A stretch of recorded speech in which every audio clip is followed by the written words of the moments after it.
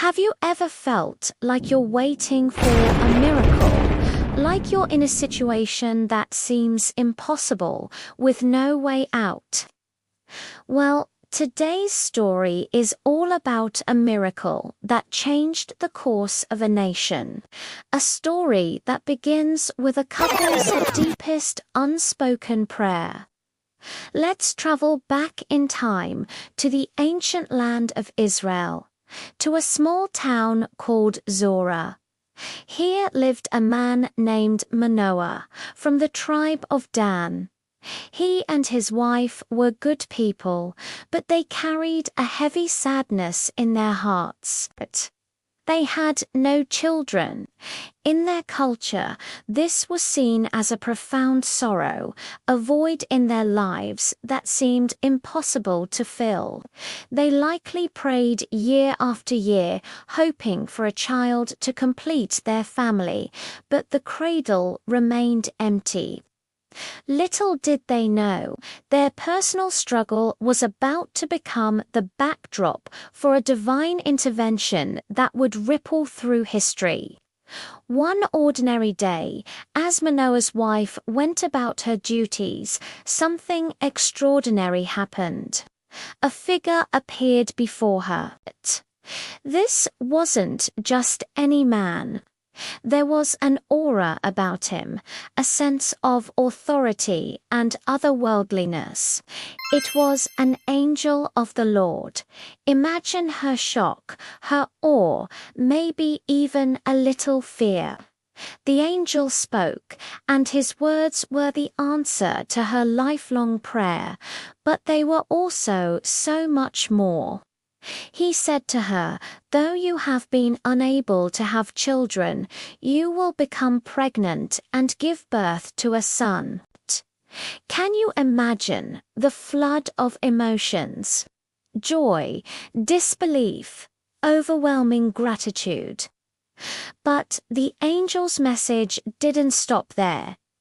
This child was destined for greatness. He continued, "He will be the one to begin the deliverance of Israel from the hands of the Philistines." At this time, the Philistines were powerful oppressors, a constant threat to the people of Israel. This promised son wasn't just for her and Manoah, he was a gift of hope for the entire nation. Along with this incredible promise came a set of very specific, very serious instructions. The angel laid out a strict code of conduct for her during her pregnancy. "You must not drink any wine or other fermented drink," he commanded, "and you must not eat anything that is considered unclean according to our laws." This wasn't just a dietary suggestion, it was a sacred duty. The child within her was to be consecrated, set apart for God, even before he was born, and the instructions extended to the boy's entire life. The angel added a crucial command. No razor is ever to be used on his head, because the boy is to be a Nazarite, dedicated to God from the moment of his birth.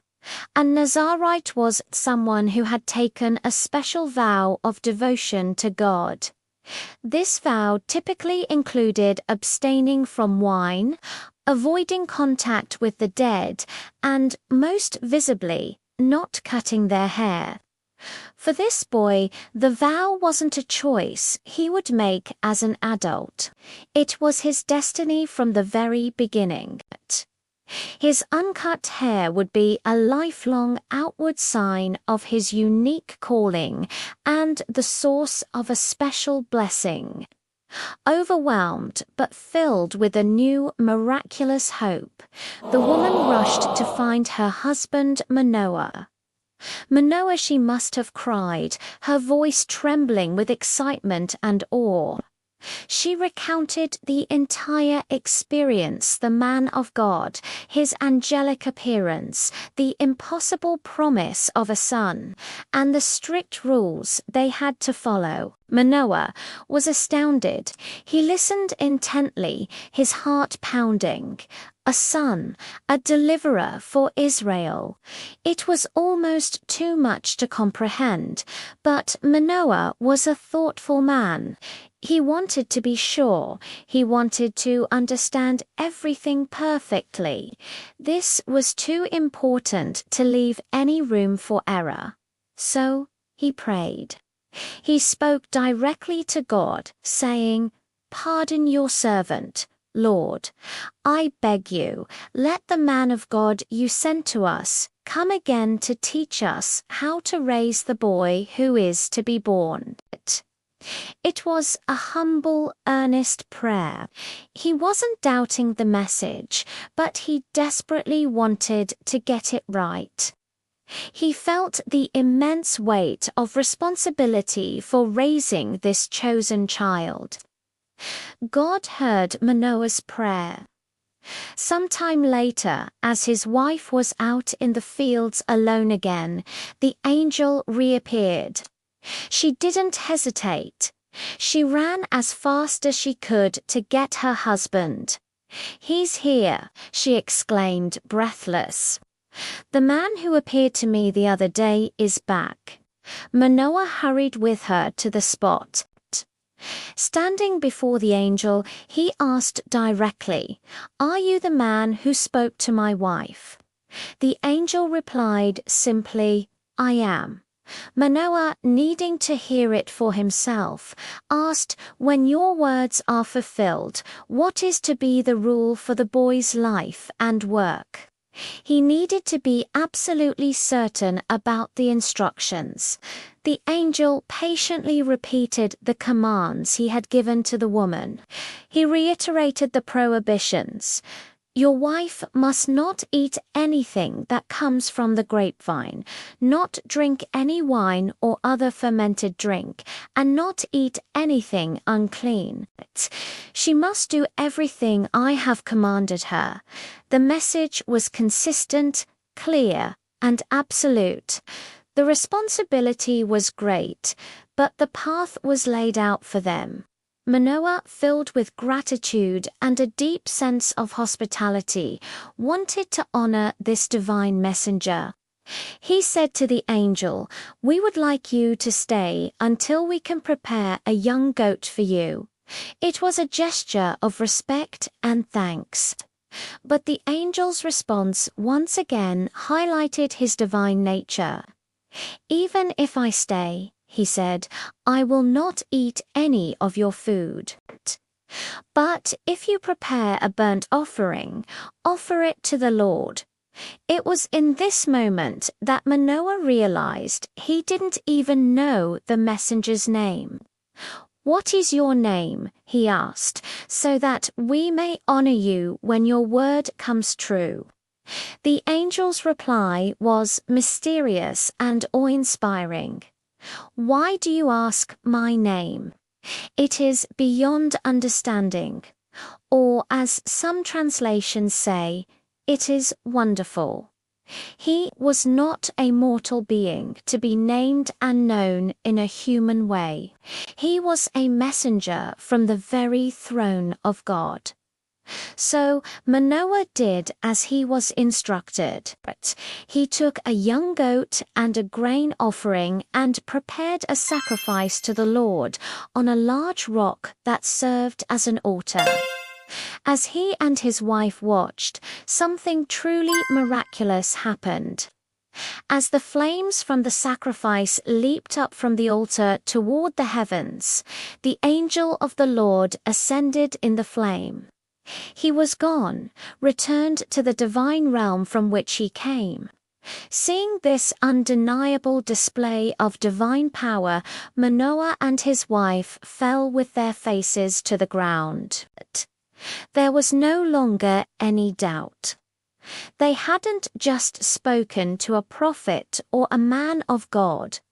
They had been in the very presence of an angel, and they had witnessed a miracle. Manoah, struck with fear, turned to his wife and said, "We are doomed to die. We have seen God." But his wife, filled with faith and wisdom, reassured him, "If the Lord had intended to kill us," she reasoned, "he would not have accepted a burnt offering from our hands, nor would he have shown us all these things or told us this." She held on to the promise. God didn't promise them a son just to destroy them. He was beginning a great work. True to the angel's word, the time came and Manoah's wife gave birth to a son. They named him Samson. The name is beautiful, meaning sunlight or brightness, a perfect name for a boy who was a ray of hope breaking through the darkness of their personal sorrow and the nation's oppression. As the years passed, Samson grew from a baby into a young man. The Bible tells us that the Lord blessed him, and the Spirit of the Lord began to stir him. This wasn't just a normal childhood. There was a divine energy at work in him, a restlessness, a strength, a purpose that was beginning to bubble to the surface. In the camp of Dan, between his hometown of Zorah and a place called Eshto, people would have seen this young man, full of potential, with his striking, uncut hera-walking symbol of God's miraculous promise. The stage was set. The miracle baby had grown, and his incredible, world-changing story was just about to begin. What an incredible start to a life! It shows that sometimes our greatest struggles are the very places where God chooses to display His greatest power. Thank you so much for joining me on this journey today. If you enjoyed this story and want to find out what happens next in the epic life of Samson, make sure to hit that like button and subscribe to the channel so you don't miss a thing. We'll see you in the next video.